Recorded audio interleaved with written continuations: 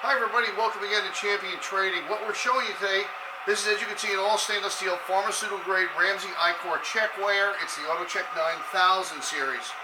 It's operating on 120 volts, single phase, has an air operated reject for overweight products. The manufacturer actually rates it for up to 700 pieces per minute. Obviously that's with a very small piece. The scale needs about 50 milliseconds to re-zero itself. It automatically zeroes after a product passes over it each time. The most important thing on the checkweight, we want to make sure the scale is relatively is correct.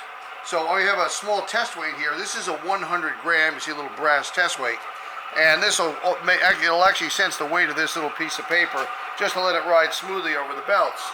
Okay, so it's 100 grams. We're going to put it on here and go over. So it's 100 and 116. So and you heard the air reject blow, because whatever product this is set up for was under or over 100 grams. So it was underweight rather. It was underweight, it would have blown it off. So the product may have been 120 grams, 150 grams, who knows. Very easy and simple to operate. We have the full manual with this. You can carry hundreds of products in here, cataloged in. Of course, they have to be programmed in one at a time. Of course, it does need the discharge belt. That's easily available from the manufacturer. It's a simple endless belt.